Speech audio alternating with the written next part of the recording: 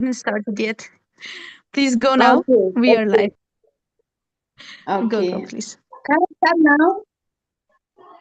Yes, please. Yes, please start now. Okay.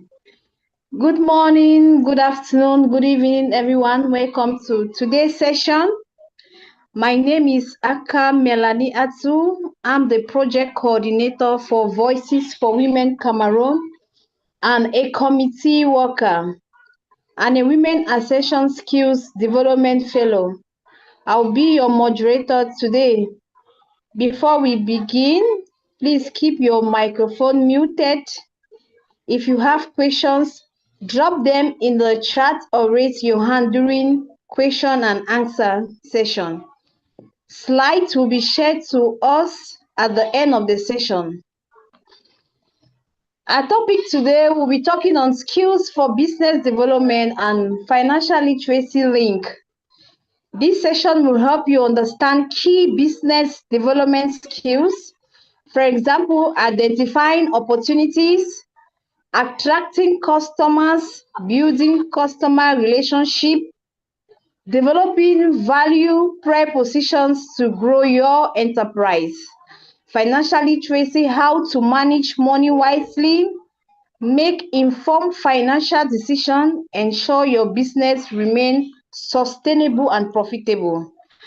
And this session today will help us to create or refine a business development plan for your enterprise. And it will also help us to understand core financial literacy concepts like budgeting, cash flow, cost and pricing, record keeping, borrowing and saving. And it will also help us to distinguish between business and personal finance, plan for sustainable growth. We are going to hear a little bit about Women Ascension. Women Ascension is a global initiative empowering women to transform communities and industry. Women Ascension is present in over 134 countries.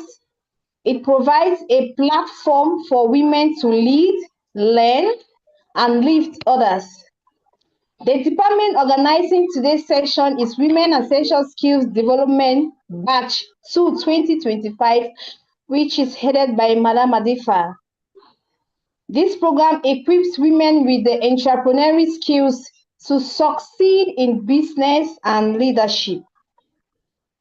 Right now, I'm going to introduce our speaker for today. Our speaker for today is Dr. Agnes Hendrin Fu. She's from Cameroon. She is an administrator, a leader, a law lecturer, higher educational advocate. Dr. Agnes is a representative for Women Ascension in Cameroon. She is responsible for monitoring social media channels for threats, feedbacks, and opportunity. She is assisting in creating multimedia content, providing excellent customer services through online interaction. She is also analyzing social media metrics to measure performance and identify areas for improvement. She is a Peace and Justice Fellow for Women Ascension. She participates in community outreach activities to address social issues and create positive impact. She advocates for gender equality through initiatives and programs within the fellowship and beyond. She's a co-founder and administrator for Universal Higher Institute of Management and Science, also a country representative Globus Education System, the managing director of International Institutes of Engineering, Science, Arts and Technology, and above all, she is currently she currently lectures law in the Department of Law, Banking, Finance, Accountancy and Management in Yaoundé Higher School of Economics and Management. Lastly, she is a lecturer of Law Higher Institute of Business and technology. If we want to start introducing Dr. Agnes, we are going to remain here today. Dr. Agnes, please, the floor is all yours. You're welcome.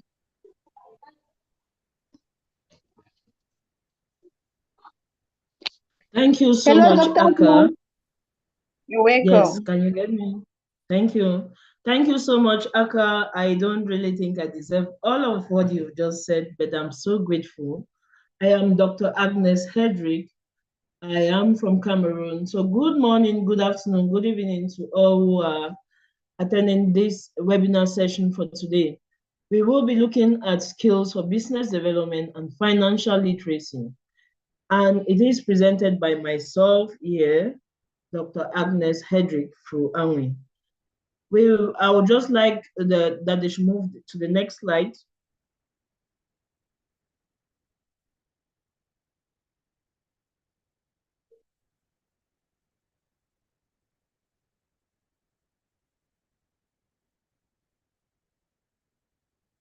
First, when we talk of developing skills and the financial literacy, we will first of all explore the connections between business development skills and financial literacy, which are key drivers of entrepreneurship and economic development.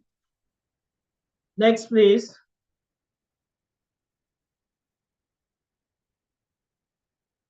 So what is business development skills? What are the skills which you need to develop in order for you to say that you have business development skills? The first one is strategic planning. Before you come out with any business idea, once you have conceived a business idea, you need to plan how to execute that idea. So you need to state down the idea clearly by developing a clear business strategy and how you want the business to go. Another thing which you need to know, which you need to do, is to do market survey or market analysis, which is understanding the market. You need to understand the market. You need to understand your customers, your competitors. You need to know what is lacking, and if anything is lacking, where is it lacking, so that whatever solution you are bringing in, whatever thing you want to develop, it should not be that there is already an existing answer. Even if there is an existing answer to the problem, how are you coming in again to solve the existing problem? Because not one person can provide a global solution. How are you coming in with your own solution? So you need to do a market analysis. You need to know where the solution is concentrated, and you need to equally know where that your solution will be most needed at that particular point in time, so that it will not be like a waste of time. So you need to carry out market analysis. Another business development skills which you need is networking. Your network is your net worth. You need to know how to network. Either you're networking with partners of the same line stream where you are, or you are networking with suppliers who have to supply you with the goods or which you want to supply or which you want to sell, or you are networking with customers. At this level, when we talk of customers, you are looking for a way that you will retain your customers. We are talking about customer retention.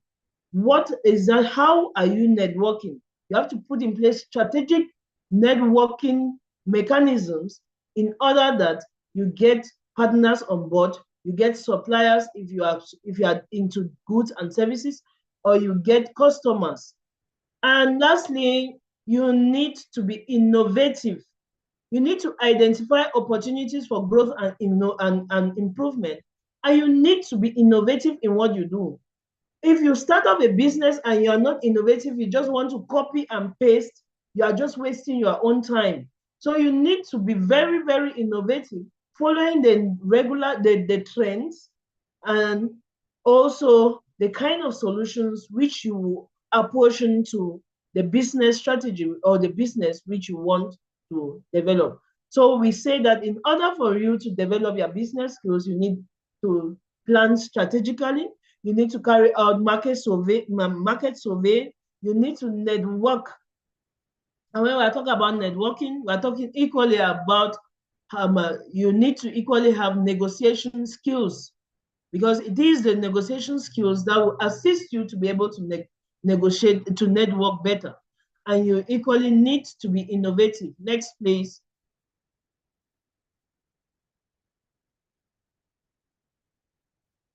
Apart from the business development skills, you need financial literacy. Financial literacy is now how, where do you think you can get money to start up the business? How do you think you will manage what you have? And where we are talking about the financial planning. You need to come out with a financial plan. Your financial plan will enable you to know how to create your budgets, to know how to forecast, and to know how to do financial projections. Like when we intended starting the Universal Higher Institute of Management and Sciences, we had to do market survey. We went out into the field, we made questionnaires where we issued it to persons. We visited some localities where we did not see those schools, and we carried out some interviews with people so that we are able to know if the lack of higher institution there was because the people were not interested, or they did not have the students to send to school, or was it a financial problem. All of that we had to carry out. That was a market survey. Now, when we have already done our market survey, we had to now see exactly where we can locate the institute. Where are we locating the institute? Are we able to get infrastructure that we can rent, or are we able to have the finances to be able to equip the place? Those are the things that you need to take into consideration, and that's why we talk about financial planning. In the financial planning, we now came out with a budget. We did forecast saying that in case we have this number of students, and then this is how we will be able to influence our budget, and we equally did financial projections. Apart from financial planning, you have to check your cash flow. You have to manage the cash flow. How is money coming in? How will money go out? Whatever money is coming in, you need to register it. Whatever money is going out, you equally need to register it. And that's why you need a ledger. You need a system which is known as a ledger, so that you are able to record cash inflows, cash outflows, and you are able to know exactly if you should stay in business, or you are running bankrupt already. Another thing which you need for the financial literacy is investment analysis, evaluating investment opportunities and risks. What are the risks? What are the things that are at stake at that time? If you carry out that investment, is it okay for you to carry out that investment at that time? Or do you need to start a little bit later? What are the risks? What are those things that are at stake that will make your business not to function not very well? That will make you not to want to invest, and you put in your all. You need to take into consideration all the risks. Presently in Cameroon, if somebody is getting into business, you need to be very, very careful, because we have the post-electoral conflicts, and you are not too certain about your investment. So if anybody is coming in to invest now, it's a little bit risky, because we have that post-electoral dispute which is happening now, and many schools have been shut down in some towns. So some of us who are in the capital, we are just lucky that we don't find ourselves in that kind of situation. But you have to carry out investment analysis to be able to see the risk that is there. Know that every business has a risk, but if the risk is very high, it's better you examine it and ensure that you enter the business when the risk is a little bit low. You equally need risk management strategies so that you are able to minimize financial risk and uncertainties. There are always uncertainties in every business, but if your business is, if you don't carry out studies to ensure that there is minimal financial risk involved in the business at that time, then you dive into the business when there is high financial risk. You always face those difficulties. Next, please. So we've seen the skills which you need you need to develop we've seen financial literacy. We will now be looking at the key drivers of entrepreneurship and economic growth. Once we are talking about entrepreneurship and economic growth, what are those things that drives entrepreneurship and economic growth? The first one is increase in innovation. Increase innovation, business development skills, and financial literacy enable entrepreneurs to identify and capitalize on new opportunities. What are those opportunities? Nowadays, the talk of the day is AI. Are you able to use AI for for your benefit and equally get financial and you're able to get something out of it? What can you do new that you'll be able to increase, or even if it is something which is old, what is the innovation that you are bringing into that old thing so that you are able to make use of those new opportunities that are existing? So we need to increase on innovation. Another thing which we need to do is to improve resource allocation. Financial literacy will help entrepreneurs to make informed decisions about resource allocation, reducing waste, and increasing efficiency. When we talk of resource allocation, we have financial, material, and any other resource. Now, if you are starting off a business because you left from your previous workplace and you want to start off a new one, in your previous workplace, maybe you had 10, you were 10 of you who were employed there. And you come into a new space, you start off, you have not done your studies, you have not done financial literacy to know if you are the budget, you have not done projections to know if the budget which you have will be able to be allocated to all of the human resource if you hire 10. If you go ahead and hire 10 of those personnel because in your former place of work, there were 10 of you and the employer was able to pay the 10 of you, what have you done? What studies have you done to be sure that the 10 of you, if you employ 10 persons in this new place, you will be able to cater for them? That's why you need to improve your resource allocation. You need economic and entrepreneurial growth in knowledge so that you'll be able to know how to allocate your resources. And you'll be able to know if actually you hire 10 persons, you will be able to take care of those 10 persons. Because it doesn't suffice just for you to hire, it suffices for you to be able to pay those 10 persons and you pay them sustainably. It's not that you pay this month, next month you're unable to pay. So what do you need to do? That's why you need this knowledge so that you are able to know if actually the budget which you have will be okay for the resources which you are sorting after. Then also we need financial literacy in order to reduce waste and thereby increasing our efficiency. Once you have financial knowledge, you will know that you should not be able to purchase this and this because you have a track record of how there's the inflow and there's the outflow, and you are able to track exactly your expenditure, and like that you stay better in business. And this goes especially to startups, because as a startup, you are living from somewhere before you want to start off something. And once you are starting off that something, don't think that because it worked for your previous employer, it would work for you the same way. You need to study the dynamics of where you are going to so that you better allocate all of these resources and thereby reducing waste, increasing your efficiency. The key drivers to economic growth, that's where we are. And the next one, which we'll be looking at, is better risk management. For us, if we understand financial risks and opportunities, it will enable entrepreneurs to mitigate threats and capitalize on the opportunities. Most often we sit back and we complain that, oh, there's nothing we can do. Oh, the government has done this, it has gone up, it has come down. Meanwhile, there are actually many things we can do. How are you able to mitigate the threats? How do you transform those your threats to opportunities so that you are able to make a living out of it? So it's better for us to do better risk management. And the last we'll be looking at increased access to capital. Financial literacy and business development skills can improve entrepreneurs' ability to secure funding and to attract investors.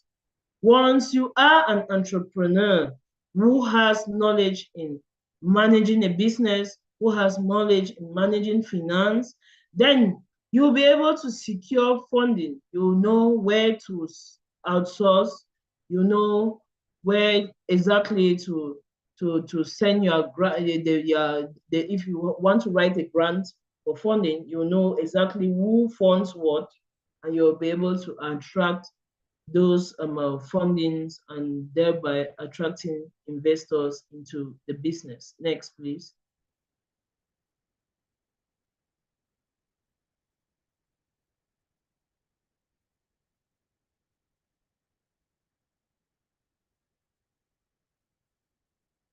Next, please.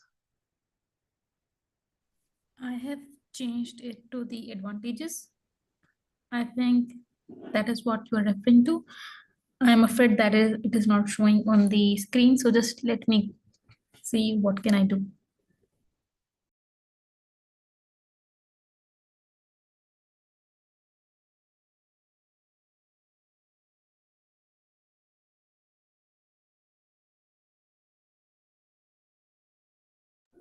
Dr. Agnes, please confirm.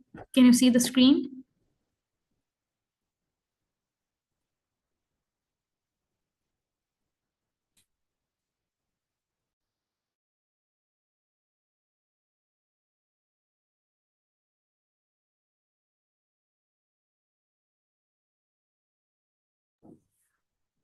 Dear moderator, could you please confirm whether the screen is visible or not?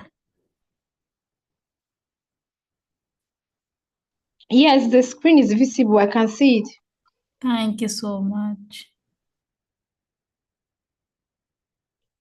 Okay, sorry, I'm back. We will now be looking at the advantages of combining business development skills and financial literacy.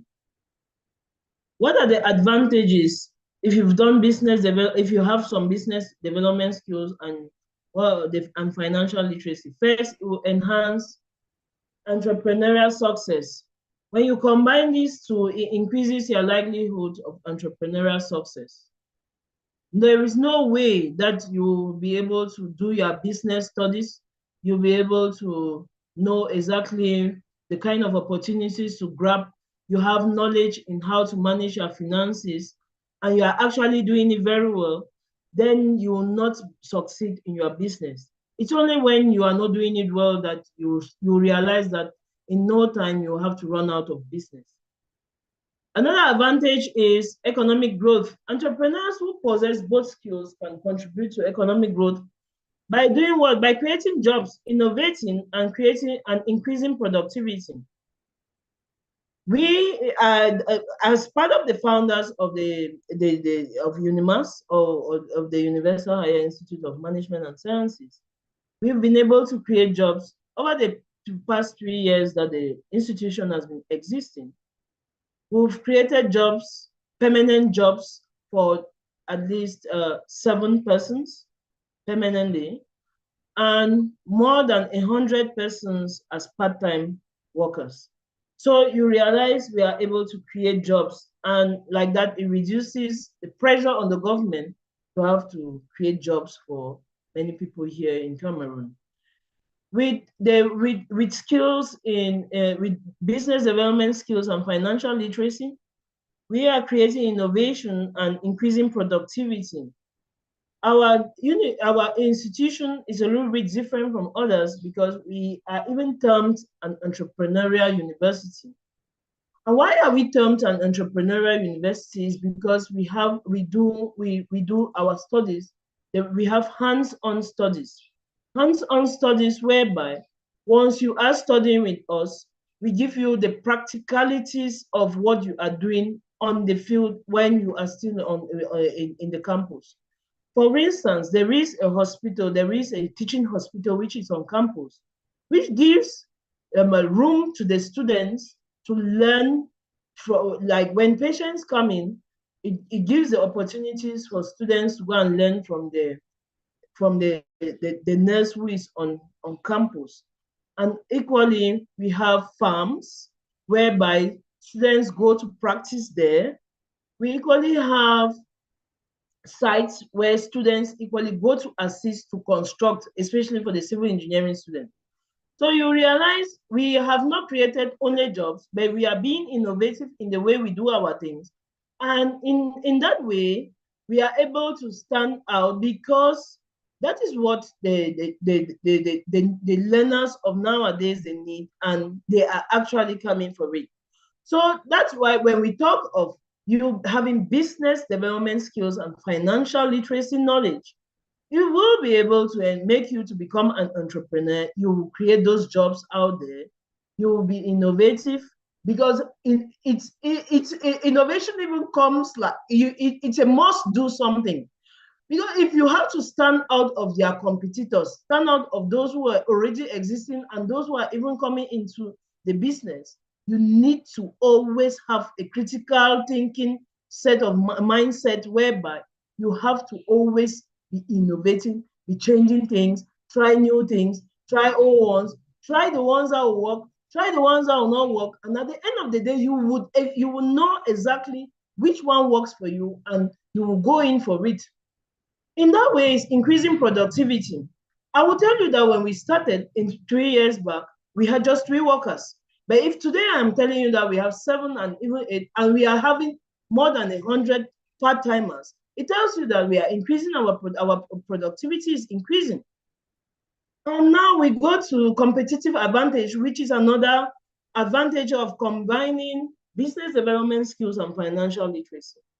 Businesses with strong development skills and financial literacy can gain a competitive advantage in the market. And that's why no matter how many institutions that are here in Yaoundé, we are able to still get our own students and we are able to still remain in the market. So we have taken all of that into consideration, and it is working for us. We are using these are the methods we are using. It's working for us, and I think that whoever is here who is listening to me this evening, it will work for you if you try it. Next, please.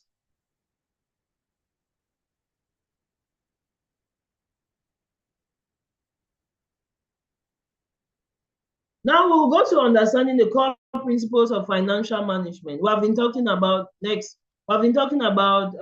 development skills. We have been talking about financial literacy. What are those principles of financial management? The first one is budgeting. You should be able to know how to budget.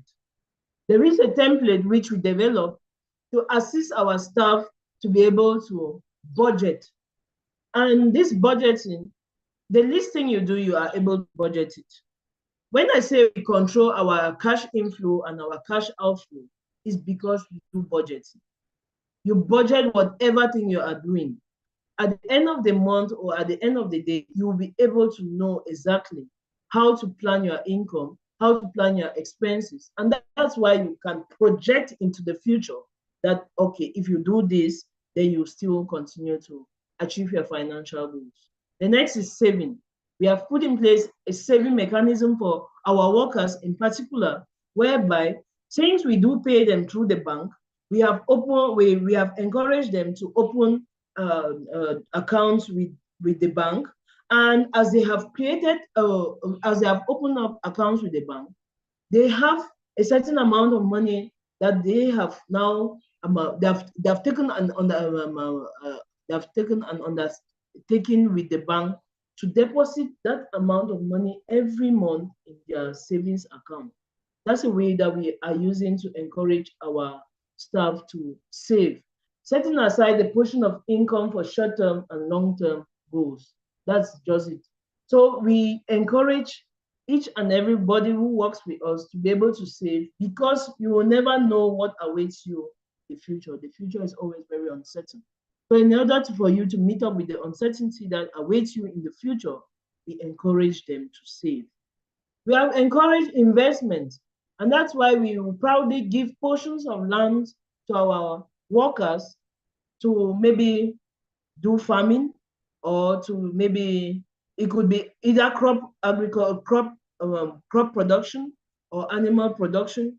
We encourage those small kind of activities so that they learn from there how to invest back, and they are giving back that in another way, they are giving back to the society, because at the end of the day, they will not be there to follow up those businesses or to follow up the investment on a personal note, but at least they will employ somebody who will be taking care of that investment.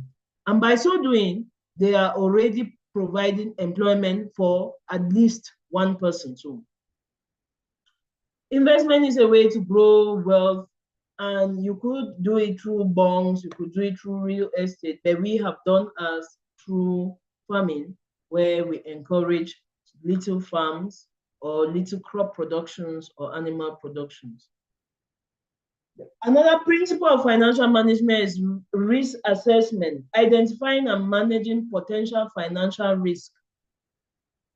You know that once you are investing or once you are delving into something, into an investment, even if you have not seen those risks, know that there will be unforeseen risk. And how do you manage that unforeseen risk? You need to apportion part of your budget into unexpected expenses or unforeseen risk, which will happen. It will definitely happen, or even if it doesn't happen that time, it will happen sometime in the future. But now, how do you meet up with that risk? How are you able to escape that risk once you have met with it? If you have not been preparing for the risk, know that you will get into serious trouble. But if you have been preparing for it, then you are able to sail through. When we are talking about animal production, we have the risk of swine fever. That swine fever usually attacks pigs at a particular season. If you have not been preparing for swine fever and it just attacks your pigs, I bet you might likely lose all of those pigs. That is what is certain. But if you have been preparing that, okay, these are potential risks and this is how I can solve or maybe mitigate it or maybe minimize the risk, you will now put in place mechanisms to minimize whatever risk that you already foresee, likewise the unforeseen ones, but you are able to minimize the risk when the risk comes to you. So risk assessment is always very important when it comes to financial management. The next, please.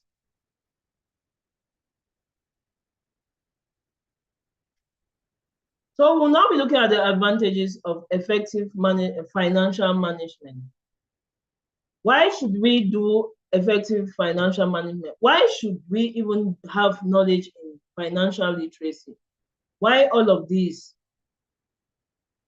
It's important for us to do financial management because it will increase our financial stability. When you manage finances effectively, it will reduce your financial stress and rather it will increase your stability. If you have a book where you are able to record your incoming cash, the outgoing, and the expenses, when you pick up that book, everything is clear. It's either a book or you create an Excel sheet or you have a system, a management system, which has been developed to enable you track your finances. Once you are able to do this, it increases your financial stability because at that time, you will know exactly on what you can spend and what not to spend on. And like that, you'll be reducing the financial stress and increase your stability. We have wealth creation. Effective financial management leads to wealth creation, whereby we have investing and growing wealth, which can achieve long-term financial goals. You are able to create wealth not only for yourself, but for your offspring and for the future. It will equally improve decision-making. Undertaking financial principles can inform decision-making and reduce financial risk. Once you have knowledge on financial management, before you take any decision, You would have carried out investigation to know exactly how it functions, and you will be able to know how to reduce your financial risk, and you will take better decisions when you have financial knowledge. Next, please.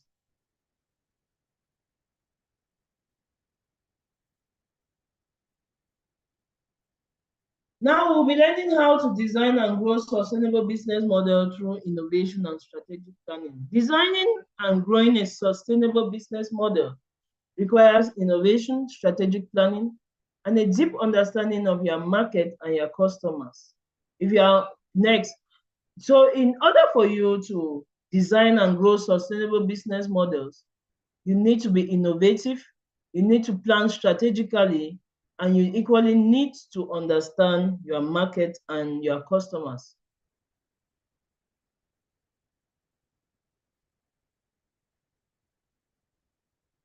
Next, please.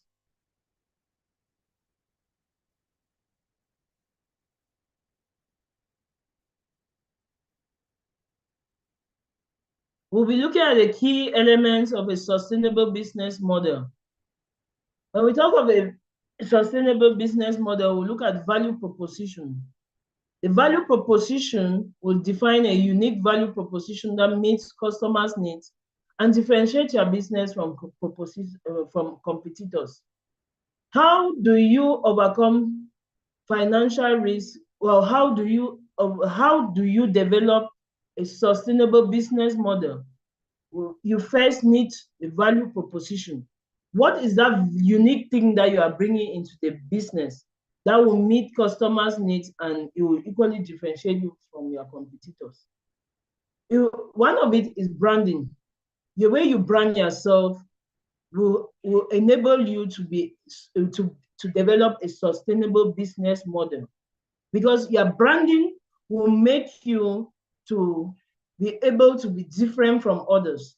When we talk of branding, you go mostly to the social media and you realize that you have too many you have many people who have different things. If you look at the way Unimas brands herself, we have our brand colors. Just like Women Ascension, they have their brand colors. They have a way that they publish their things. And if you see any post anywhere, it takes you immediately to maybe Women Ascension or to a particular business that you know that this is how it is branded. So when we are talking about that unique value proposition that meets customers' needs, what are you proposing to people that is what they actually need? Because at times you might be proposing something that is not what the people need. It is what you want. But you need, that's why at the initial stage, we said, do a market survey. Once you have done it, you are able to propose unique solutions to people's problems. And like that, you are able to you are able to be different from what your competitors are doing. You need to equally check your revenue streams. Develop multiple revenue streams to reduce dependence on a single source of income. When we say we are an entrepreneur university, I made mention of the fact that we have a hospital on campus, whereby we open it to the general public can come in, consult, and in other words, is making us some money. We have a canteen on campus, which is for those who are doing hotel management. It's not only for those who are doing the hotel management, we equally have outsiders coming in to eat from the canteen, and as such is bringing us another source of income. We have farms which we rent out to people or which we give out to our students, and where they equally work, and at the end of the day, they are able to bring back the returns. So it's good to develop multiple streams of income and not rely only on one. What if you rely on one source of income and the source of income is not sufficient for you? What becomes of your investment? You realize that in no time you have to shut it down. But if you are developing something, develop in such a way that you can have multiple streams of income, and like that, it will assist you in so many ways. We have the cost structure. Optimize your cost structure to ensure profitability and sustainability. How do you how do you optimize the cost structure? How do you optimize? How do you reduce? How do you minimize your cost on the structure? Are you renting? Have you looked for a land? Or do you have many workers who are, and of which some of them are redundant? You need to minimize the cost on your structure in order to enhance profitability and sustainability. You equally need to check your customers' relationship. Build strong relationships with customers, drive loyalty and retention. Once you build strong relationship with your customers, there's always what will be known as customer retention. Once you have customer retention, high customer retention, those customers will be loyal to you, and they will be the ones to advocate for your business to other people. They will be the ones to propose the business to others. They will refer people to you. And once they are referring people, that's how your business, your customers database is increasing, and you will have more productivity and equally profitability. Next, please.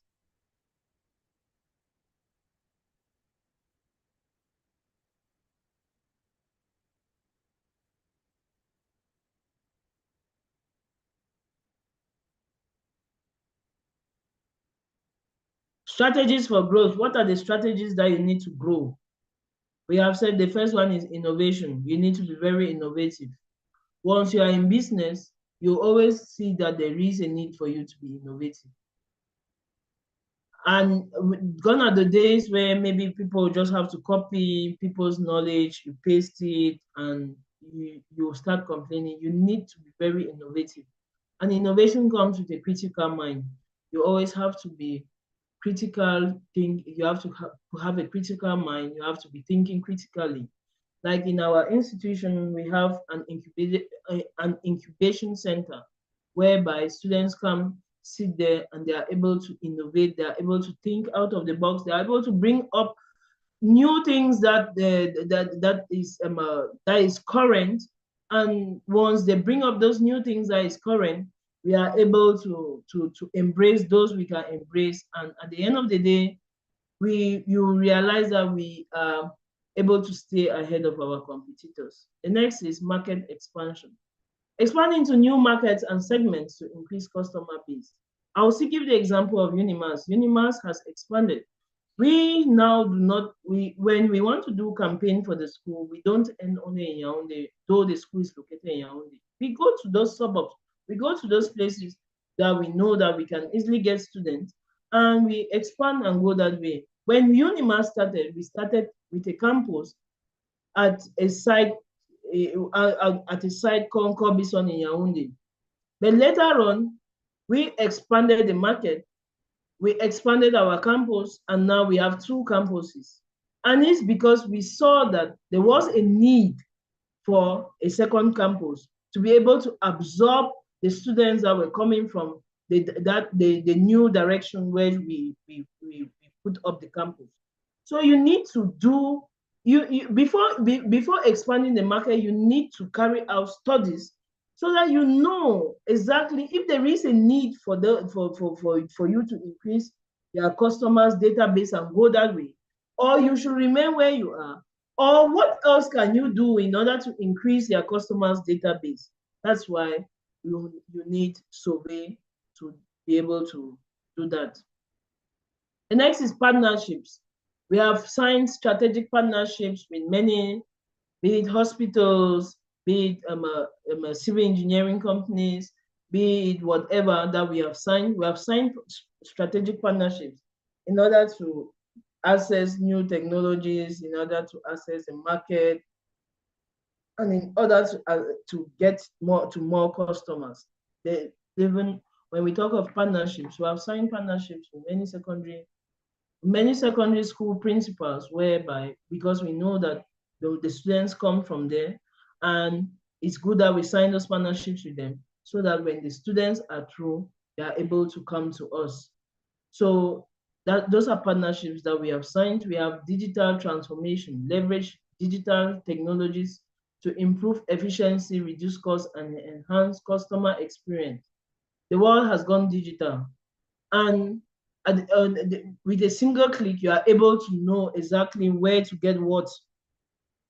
So that's why our digital presence, we are everywhere. We're on Facebook, Twitter, not Twitter, sorry, Instagram, uh, TikTok, WhatsApp, and all the like. So even LinkedIn, that is in a bid to be able to leverage on the digital technologies that we are having around us.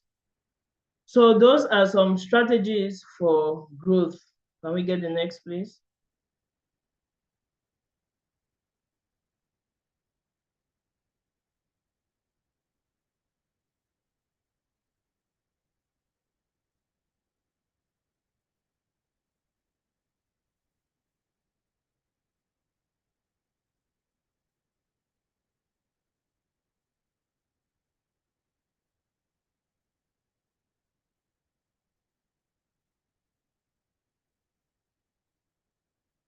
Can we get the next, please?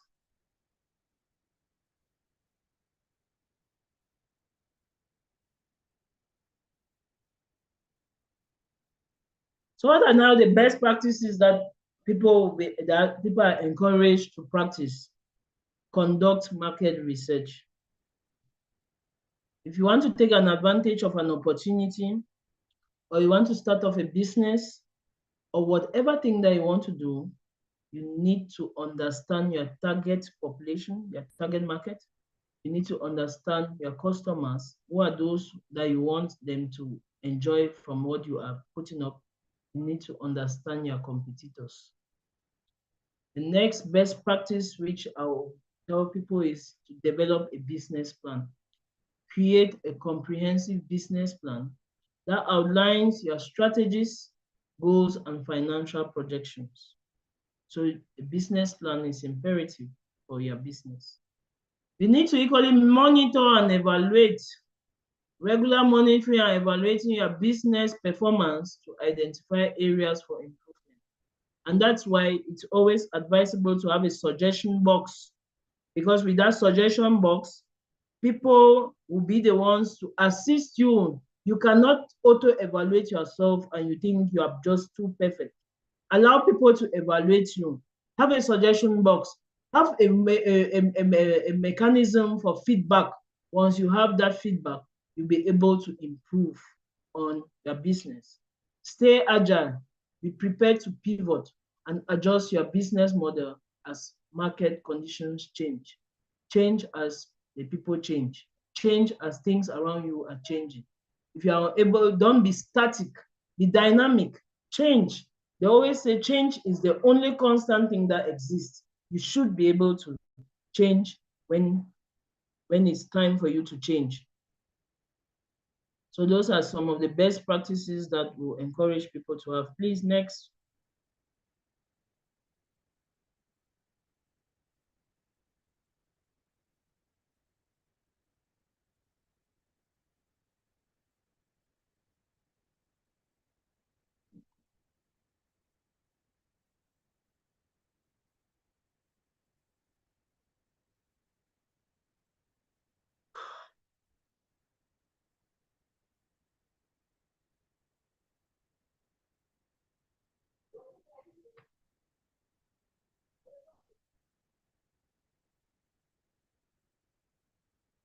The advantages of a sustainable model.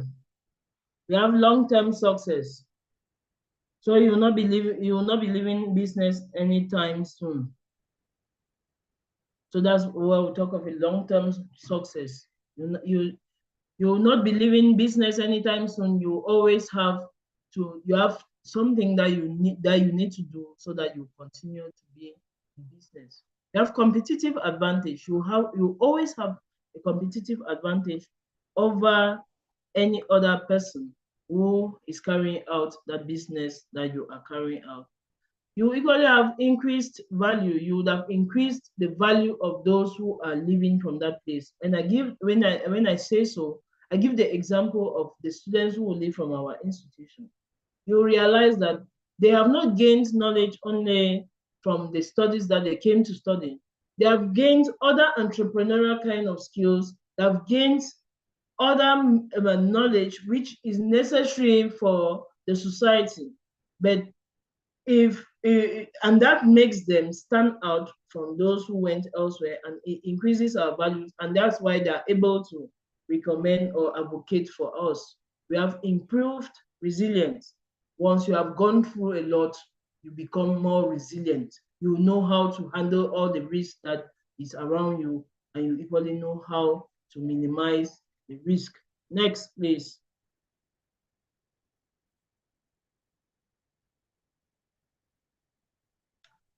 Financial education is crucial for empowering individuals and small businesses to make informed economic decisions.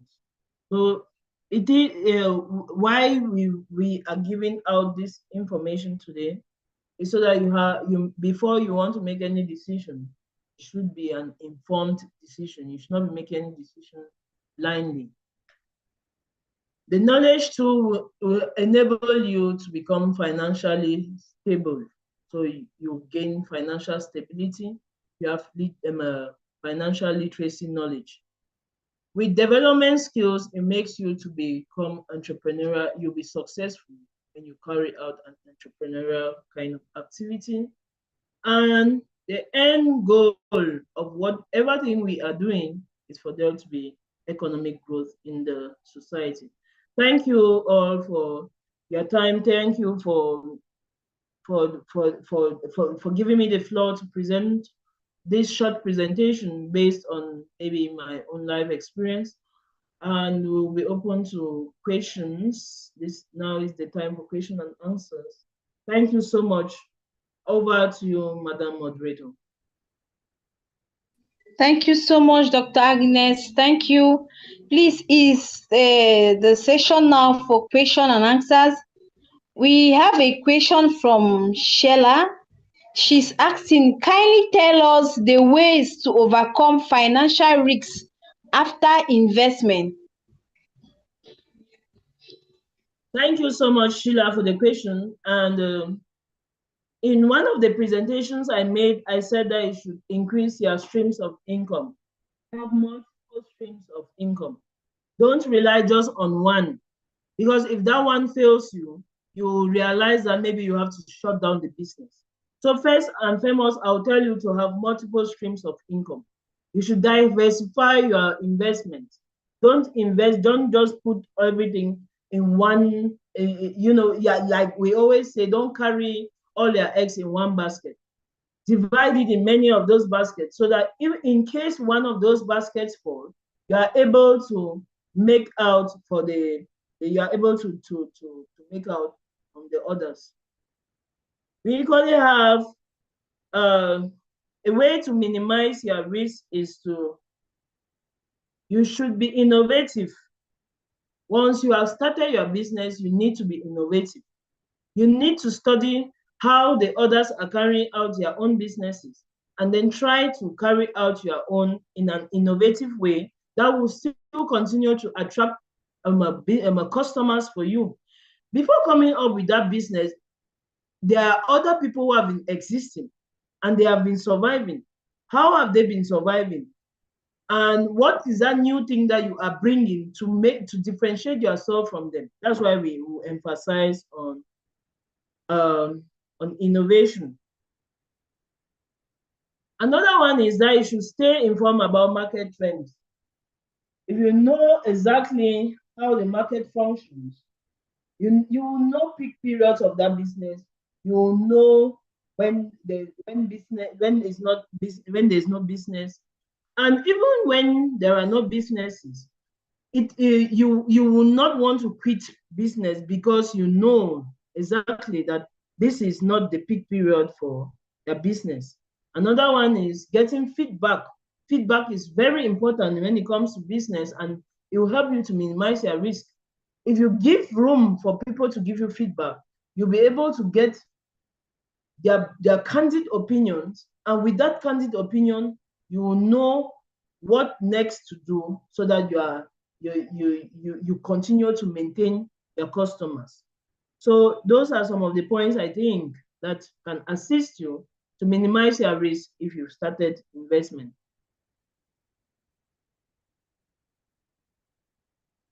Thank you so much, Dr. Agnes. There's another question from Seraphine. She's asking, what are the general tips in identifying strategic partners? General tips in identifying strategic partners. The general tips to identify strategic partners, first and foremost, you need to have a good business plan. Once you have a good business plan and people are seeing that your business is flourishing, at times they'll be the ones to come to you. So first, your goals should be clear. You should have a very good goal, which is clear that everybody knows that this is what it is. The next one is that your brand. Once you say, when you tell people that this is what you do, actually do what you have told people that you do.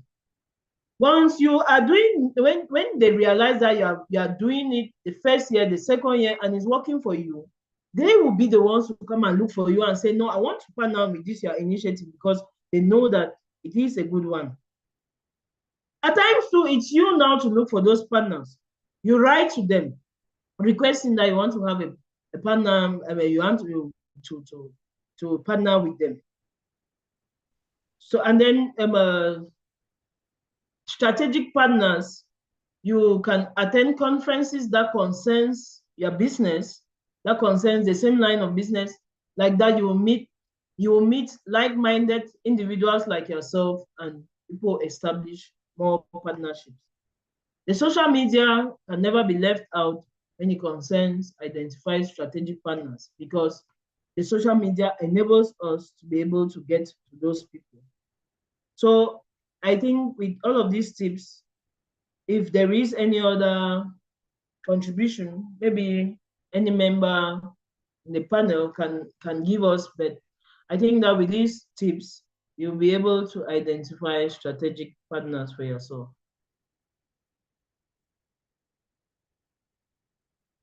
Thank you so much, Dr. Agnes. We have another question again from Miss Clara. She's asking, at what stage should I start giving myself a salary as a small business owner? And what is the best way to go about it and finding help? Is it the best way to employ or outsource part-time or free license? Or freelancers. Okay. At what stage should I start giving myself a salary? This now is really the practicality of it. When we started Unimas, for the first year, I never had a salary. What made me to maybe have a salary or maybe to get a return was that I was now lecturing in the university, and I was paid for my hours that I put in. But one thing I realized, that in the first year when I was not getting a salary, my energy level was dropping, because it is that salary that motivates all of us. How can you create a business and then you want to now go and you are working somewhere else, meanwhile your business can actually give you money? So the second year, the strategy now that we used was to at least put ourselves on a basic salary. Though it was small, but we gave ourselves a some small salary.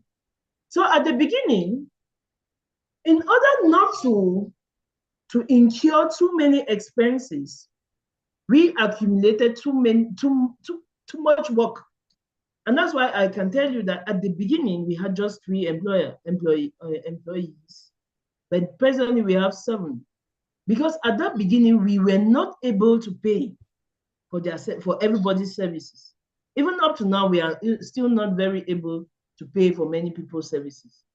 But at least we have put ourselves on a salary and we are trying to. So at the beginning, you could put yourself on a small salary, which could just assist you to run your errands, to be able to pay your transportation, so that you don't get discouraged. Then, instead of you employing somebody of which maybe you will not be able to pay, it is better maybe to look for volunteers. And once you look for volunteers, you just give them small stipends so that they are able to pay maybe their transport. Or you look for a freelancer, not somebody who is termed a worker. So it could be a freelancer, it could be a volunteer, where you are not obliged to give a salary. You just give a stipend so that it enables that person to pay transport to come to work.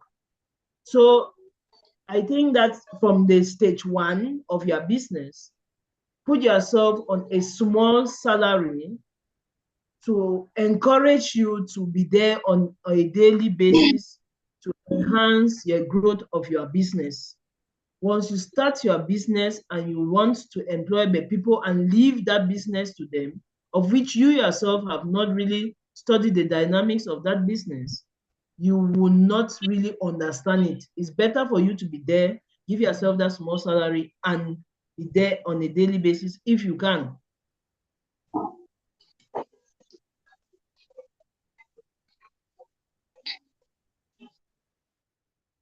Thank you, Miss Agnes. We have another question from Happiness. She's asking, how can we, I'm sure she wants to say differentiate.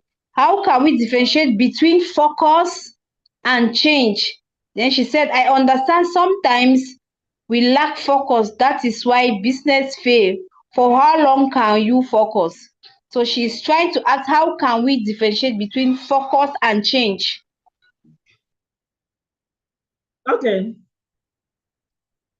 It's true that at times we really lack focus, and it is that thing that really makes us to really fail. In order for us to focus, or maybe let me tell you the difference. Focus involves understanding the context and intention behind the actions which you are taking. I've said that focus will enable you to understand the context and the intention behind what you are doing. And when it comes to focus, it will help you to concentrate on priorities. What's your priority? For us in the school, our priority, when it comes to, when we get to one end, for instance, the priority is not to pay ourselves. Our priority is mostly the permanent staff and likewise the part-time, but our priority mostly is the permanent staff. How do you concentrate on paying them? That's what we will be focusing on when it's month end. Another thing which we always do when it comes to focus is consistency and stability in direction. How consistent are you? When you tell people that you will pay people on the 5th of each month, it makes you to stay focused, not so. It makes you to want to look for money. It makes you to know that no matter what, people are there waiting for me on the 5th of each month to pay. So no matter what you do, that's the main focus at that time. You are consistent on trying to get resources, trying to maybe confidence to pay fees, trying to gather whatever small thing that you have, because you know that you have an engagement with people to meet up with when it's month end. But now when we talk of change is maybe shifting from, change involves a shift in direction. And I was saying that you should not be static, you should be dynamic in such a way that you can embrace change. Change now comes in shift in the direction in which you find yourself.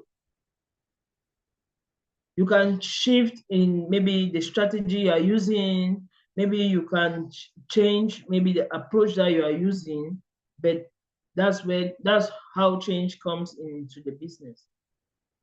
Then equally, change will come in when it requires you to adapt to new circumstances or to new situations that have arisen. Okay, I'll give you now the example of Cameroon still. We are facing a post-electoral dispute period where things are not very clear. And I'll tell you that many parents have not paid their children's fee as we talk. But this is already month end, and we need to pay workers because classes were going on. So if we need to pay workers, how do we now get the money? Because our main focus first was that we will get money from students' fees. How do we now change our strategy? What approach can we use in order to get money? If we have tried telling students that we will send you out of class if you don't pay fees, and they are still coming and they are not bringing you the money, what will you do? Will you send away? Will you send away everybody home because they are not bringing the money? Or what strategy now can you use in order to get money? And that's where now the change comes in. We now look at other alternative sources to make the money that we will be able to pay people, and it should be done at the time that we programmed that we have to pay them.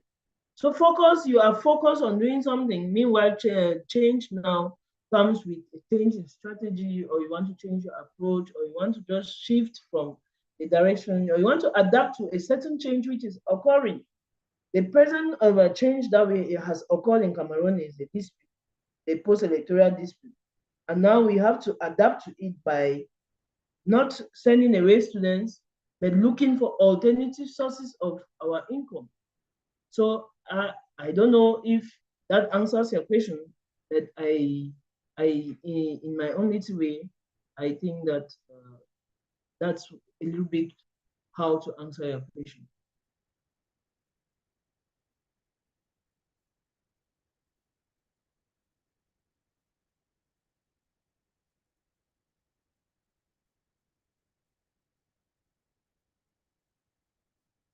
Hello.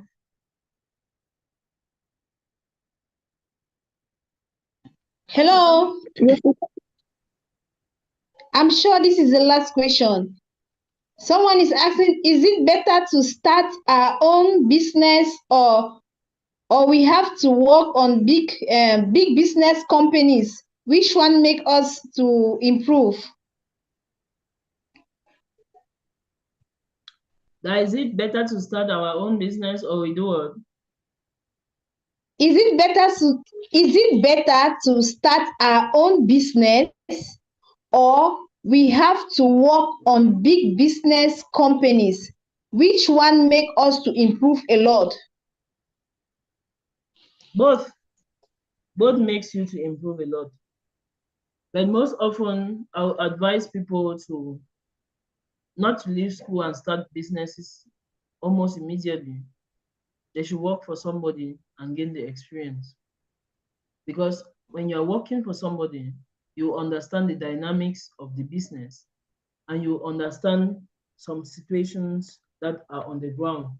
But when you leave school and you just want to create your own business, you might be tempted to think that everything is rosy, but you forget to know that there are thorns on that on the rose. So it's better to start to work for somebody, learn the dynamics of the business, and then you go and create yours. But that notwithstanding, there are some people who leave school and they are able to create theirs and they succeed. But majority of those who succeed in business are those who have worked under others, who have maybe, if it's not working for a salary, but you have learned from the people with whom you were together or you have worked with. Like that, it teaches you too many things. It teaches you subordination. It teaches you teamwork. It teaches you how to even manage whatever thing you have. And once you have yours, you manage it better and you will know how to allocate resources better too. Thank you.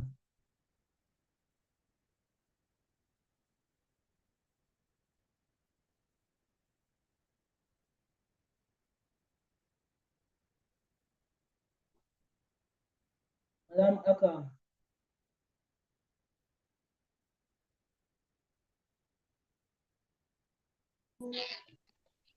Thank you so much, Dr. Agnes, for sharing your valuable insights and inspiring us with knowledge on entrepreneurial skills. Thank you so much. We are grateful. To all participants, thank you for joining today's session. We hope you gain practical knowledge to start and grow your own enterprise.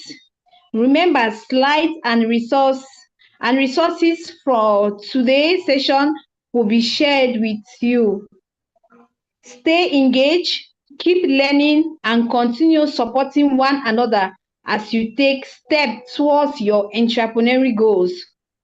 Have a wonderful day, and we look forward to seeing you in our next session again. Thank you all so much. Thank you all so much. Thank you so much, Miss Aka.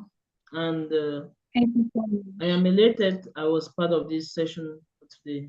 Thank you and hope we meet next time. Thank you all. Thank you all. Thank you, dear all. Have a nice night. Bye bye. Goodbye. Bye. Have a nice Bye-bye. time.